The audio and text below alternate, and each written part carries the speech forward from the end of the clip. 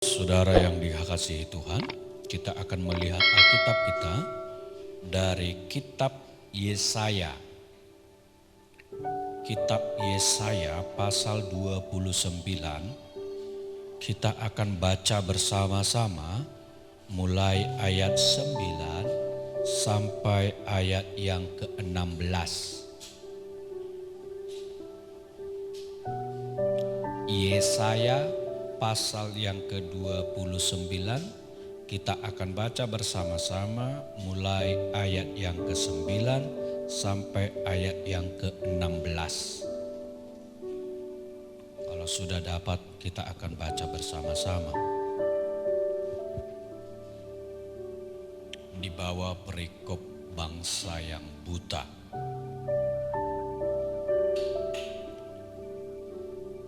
1, 2, 3 ya. Tercengang-cenganglah penuh keheranan, biarlah matamu tertutup buta semata-mata. Jadilah mabuk tetapi bukan karena anggur, jadilah pusing tetapi bukan karena arak.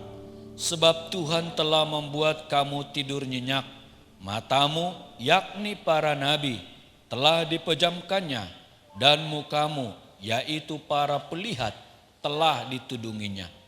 Maka bagimu penglihatan dari semuanya itu seperti isi sebuah kitab yang termeterai.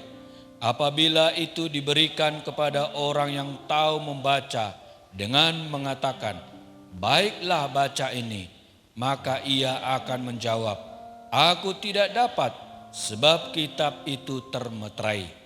Dan apabila kitab itu diberikan kepada seorang yang tidak dapat membaca dengan mengatakan, baiklah baca ini, maka ia akan menjawab, aku tidak dapat membaca. Dan Tuhan telah berfirman, oleh karena bangsa ini datang mendekat dengan mulutnya dan memuliakan aku dengan bibirnya, padahal hatinya menjauh daripadaku, dan ibadahnya kepadaku hanyalah perintah manusia yang dihafalkan. Maka sebab itu sesungguhnya aku akan melakukan pula hal-hal yang ajaib kepada bangsa ini, keajaiban yang menakjubkan. Hikmat orang-orangnya yang berhikmat akan hilang, dan kearifan orang-orangnya yang arif akan bersembunyi. Celakalah orang yang menyembunyikan dalam-dalam rancangannya terhadap Tuhan, yang pekerjaan-pekerjaannya terjadi dalam gelap, sambil berkata, siapakah yang melihat kita dan siapakah yang mengenal kita? Betapa kamu memutarbalikkan segala sesuatu. Apakah tanah liat dapat dianggap sama seperti tukang periuk, sehingga apa yang dibuat dapat berkata tentang yang membuatnya, bukan dia yang membuat aku, dan apa yang dibentuk berkata tentang apa yang membentuknya, ia tidak tahu apa-apa? Saudara, kitab Nabi Yesaya ini bagaimana menceritakan, menubuatkan tentang bangsa Israel, Yerusalem akan terjadi yang namanya penindasan. Terjadinya penindasan Yerusalem itu karena bangsa itu betul-betul tidak percaya kepada Allah. Bangsa itu tidak sungguh-sungguh melakukan apa yang Tuhan perintahkan kepada mereka. Bangsa itu betul-betul tidak ingin bagaimana hidup melayani Allah seperti yang sudah diatur oleh nenek moyang mereka sebelumnya. Mereka tidak mau sungguh-sungguh bagaimana setia melakukan hukum-hukum atau melakukan Taurat Tuhan terhadap apa yang sudah diperintahkan oleh Allah. Saudara, maka dalam bacaan kita ini adalah bagaimana Nabi Yesaya menubuatkan kepada bangsa itu. Nabi Yesaya mengajarkan kepada bangsa itu bahwa bangsa itu akan terjadi yang namanya dijajah.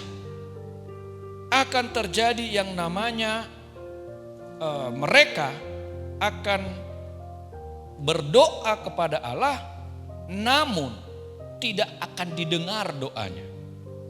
Kenapa bisa bangsa itu berdoa, melakukan ibadah, tetapi doanya tidak didengar oleh Allah?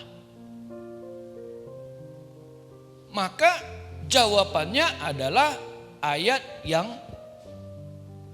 ke-13. Coba kita perhatikan sama-sama. Kenapa Allah tidak mau melepaskan mereka dari penjajahan?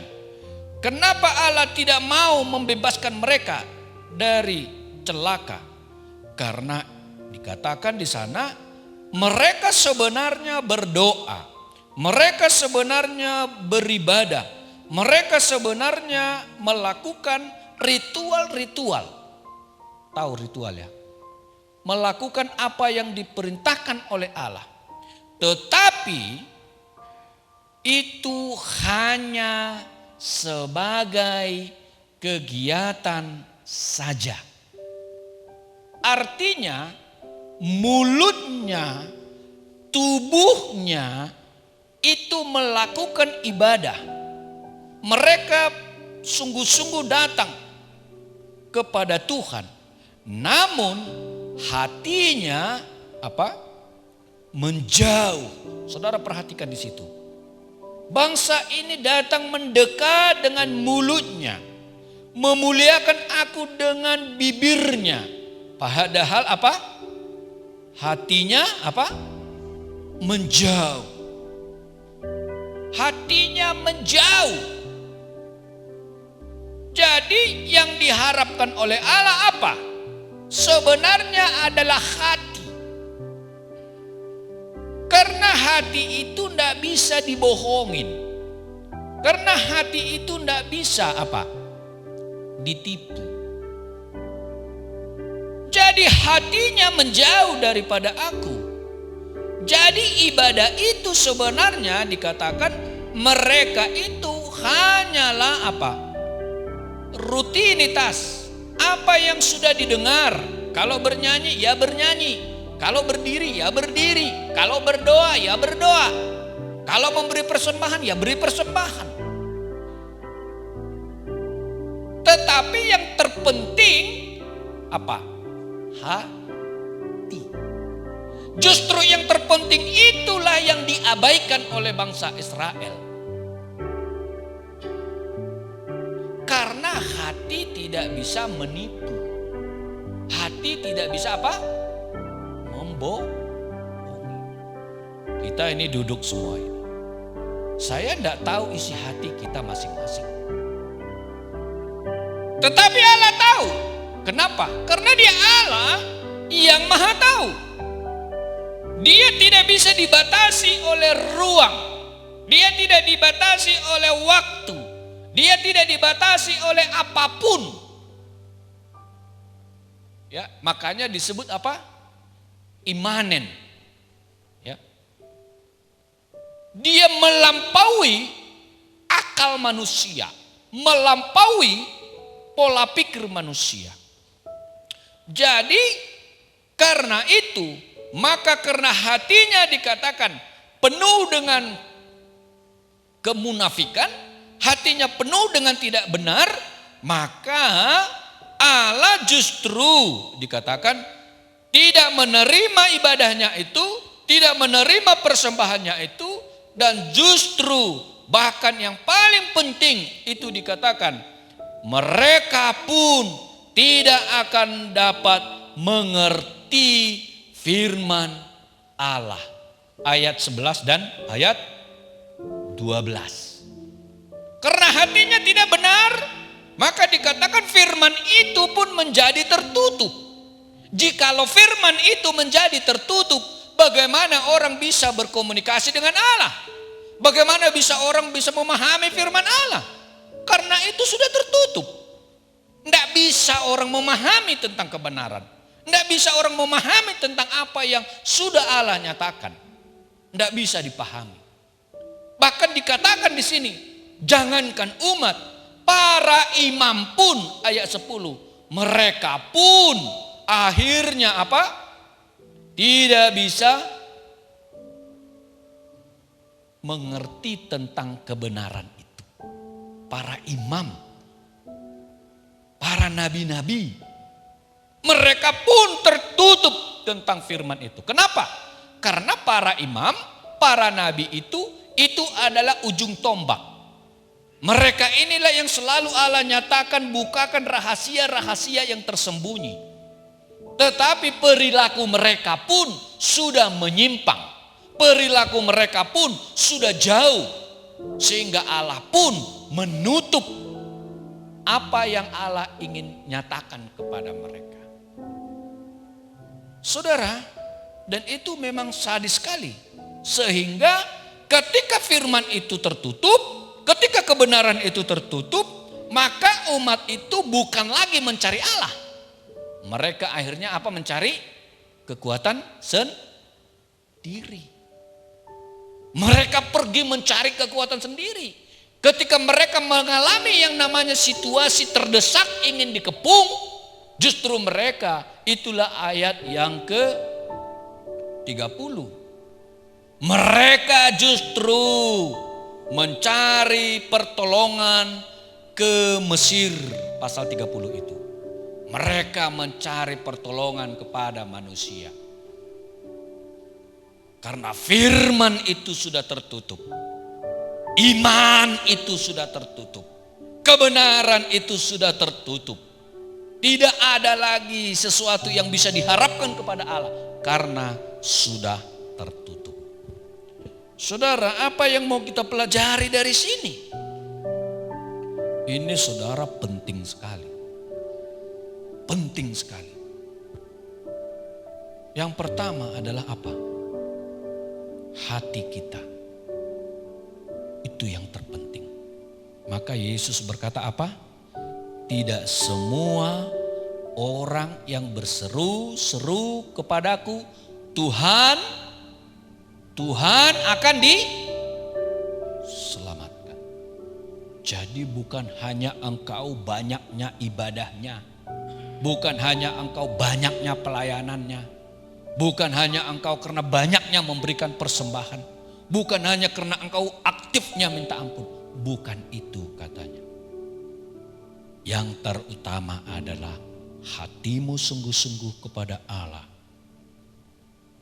Ketulusanmu kepada Allah. Dengan demikian otomatis gerak tubuhmu pun akan ikut mempengaruhi. Jikalau hatimu tulus, hatimu lurus dan benar-benar, pasti gerak tubuhmu pun pasti akan mengikuti. Amin. Karena kita tidak bisa menipu diri kita sendiri. Tidak bisa.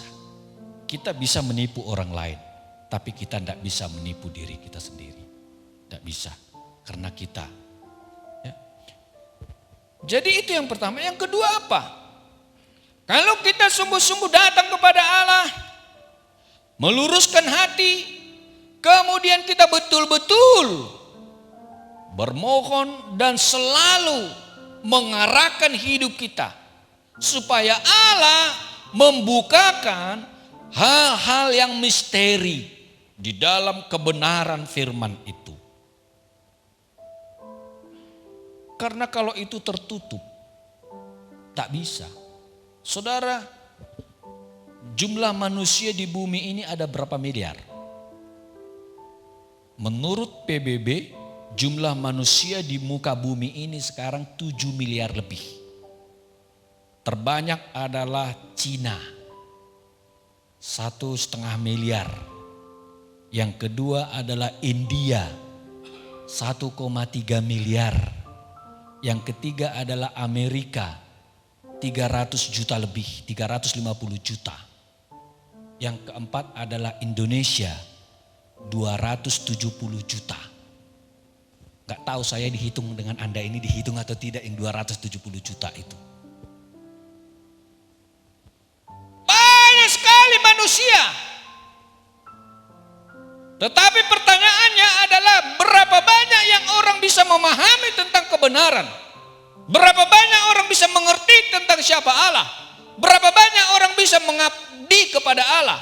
Berapa banyak orang yang menerima keselamatan yang dari Allah? Dan berapa banyak yang bisa menerima dan menikmati anugerah Allah? Dan pertanyaannya adalah apakah kita yang duduk di sini adalah orang yang betul-betul menikmati anugerah Allah, menikmati kebaikan Allah. Sehingga dari 7 miliar lebih manusia itu, kita adalah manusia yang paling beruntung. Karena diciptakan oleh Allah, dipilih oleh Allah, dan diasingkan oleh Allah. Karena Anda dan saya adalah orang itu, maka kita adalah manusia yang paling berbahagia. Tidak semua orang. Tidak semua. Tidak semua orang mengatakan aku Kristen langsung mendapatkan keselamatan itu. Tidak. Tidak segampang itu, saudara. Saudara yang dikasihi Tuhan.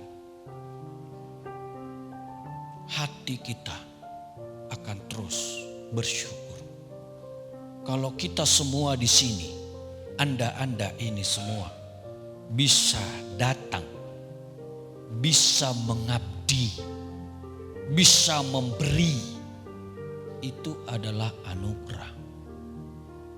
Karena tidak semua orang. Saya selalu katakan, hidup itu singkat sekali. Dan dikatakan apa? Banyak penderitaannya. Betul?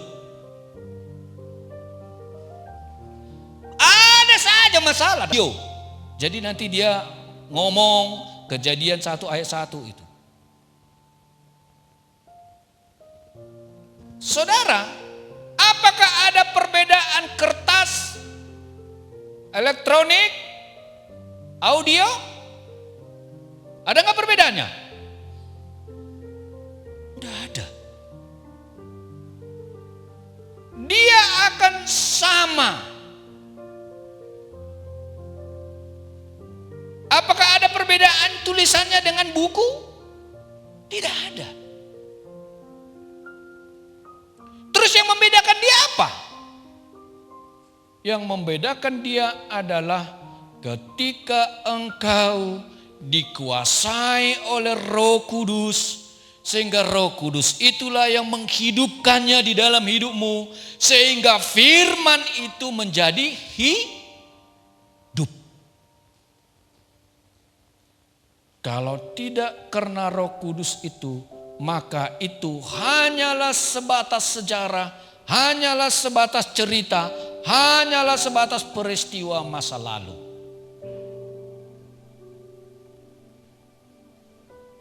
Karena itu saudara, Roh Kudus itu penting. Maka dikatakan dalam 2 Timotius 3 ayat 16, segala tulisan diilhami. Artinya firman itu akan hidup ketika firman itu sudah dikuasai oleh Roh Allah. Bagi si penulis maupun bagi si pembaca. Maka saudara, kenapa banyak sekali orang membaca tidak mengerti, orang sudah berkhotbah tak mengerti, sudah mengkhotbahkan pun tak mengerti. Saudara lihat, yang paling sering yang terkenal sekarang menyerang Alkitab itu dari kelompok mana itu? Yahya Maloni itu. Dan banyak sekali pendeta-pendeta juga yang sudah murtad. Firman itu tidak hidup bagi dia. Dia hanya bisa mengerti tentang Alkitab itu dari sisi intelektual saja. Dia tidak akan hidup. Sama dengan Anda dan saya.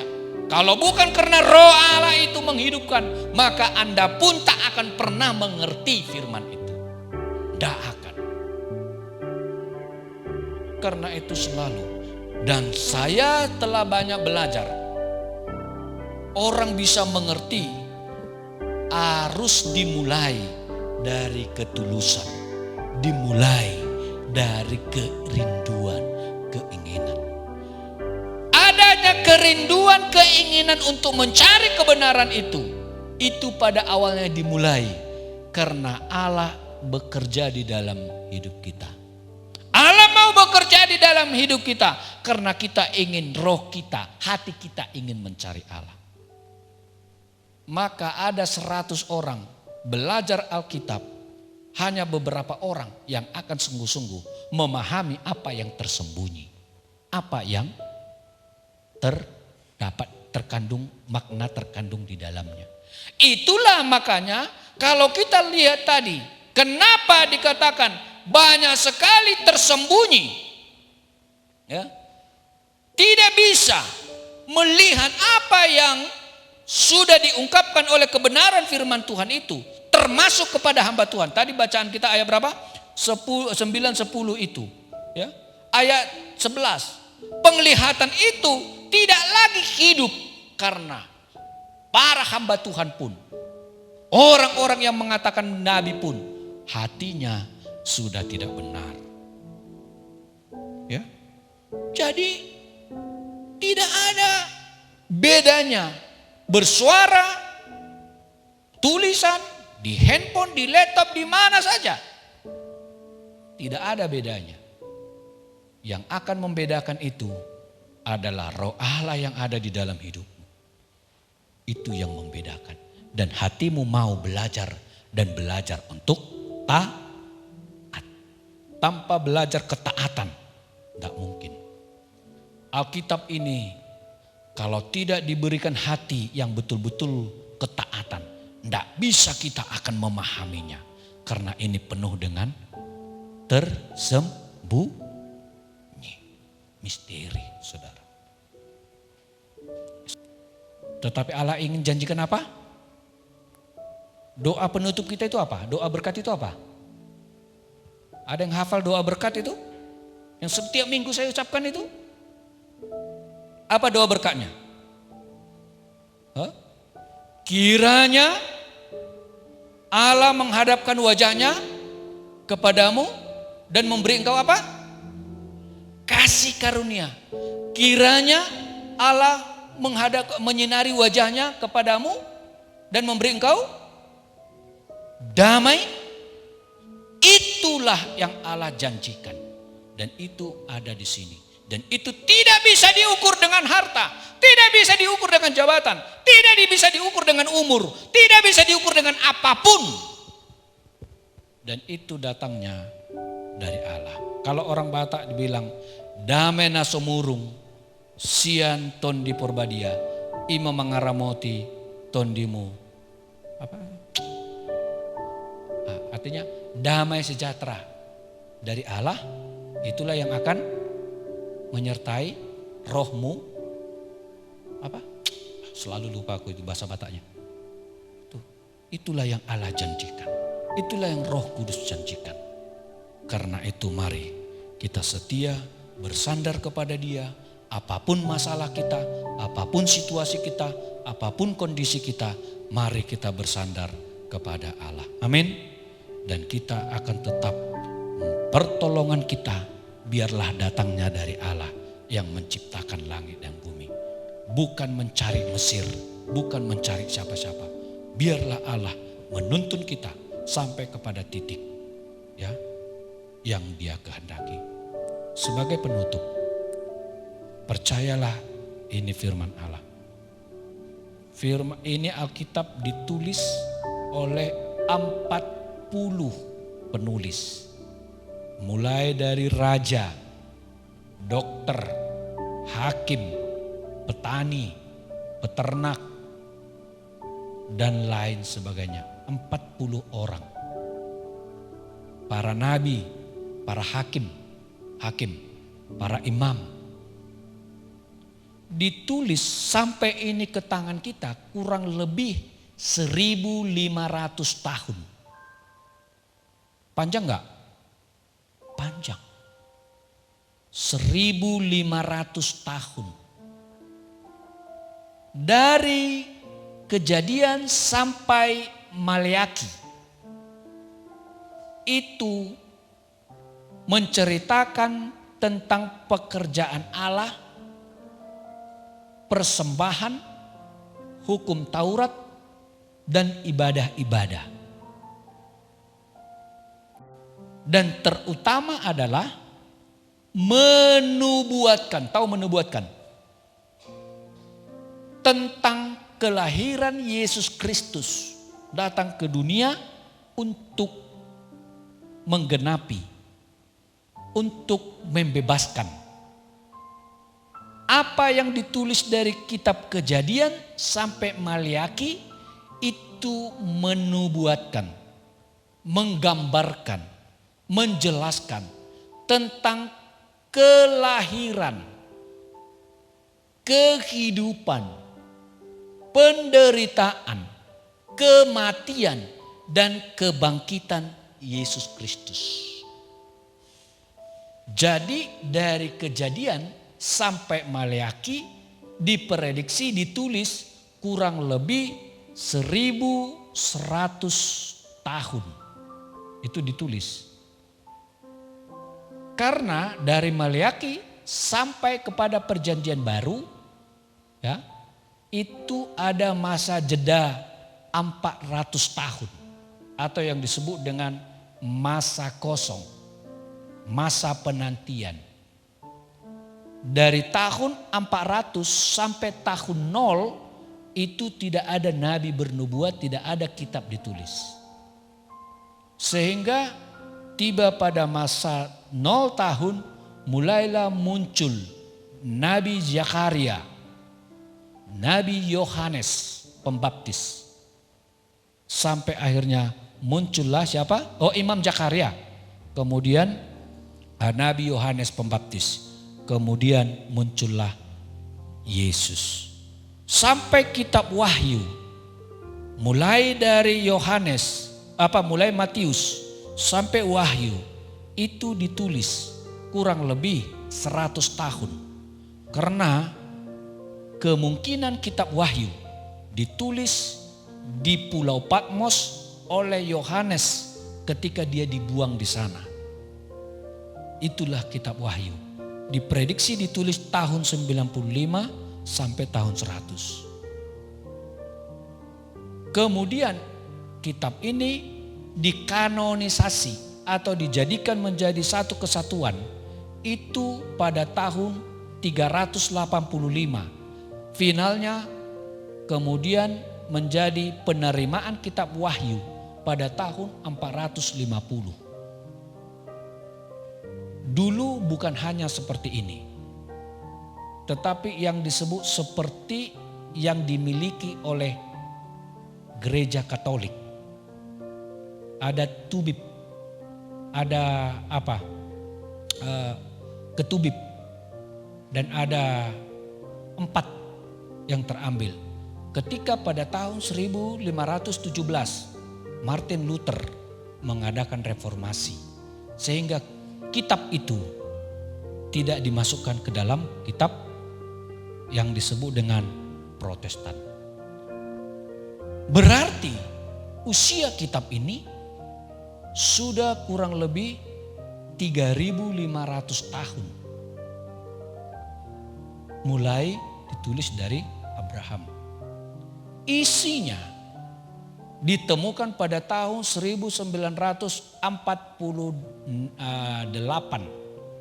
itu di Gua Qumran, tulisan-tulisan Nabi Yesaya berbentuk artefak-artefak.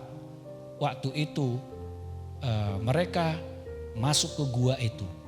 Apa yang tertulis di dalam Alkitab, di dalam kitab Yesaya yang ditemukan itu sama. Bukan hanya itu, gulungan-gulungan kitab Musa yang ditulis oleh Musa, oleh Yosua, oleh para imam itu ditemukan pada zamannya Esra. Pada tahun 650 sampai 560, kurang lebih 600-an ya. Ketika itu setelah selesai pembangunan tembok Yerusalem, kemudian mereka Imam Esra mengadakan perayaan zamannya Nehemia. Ketika selesai itu mereka merayakan itu. Di situ kitab yang ditulis oleh Musa itu mereka bacakan kembali. Artinya dalam Alkitab ini tingkat otentiknya, kebenarannya bisa dipercaya 100%. Tidak ada tulisan di dalam dunia ini seperti itu selain Alkitab. Tidak ada keakuratannya dari kitab Kejadian ditulis dalam waktu 1500 tahun. Punya satu kronologi, satu cerita yang sambung menyambung oleh 40 orang. Hanya Alkitab yang bisa seperti itu.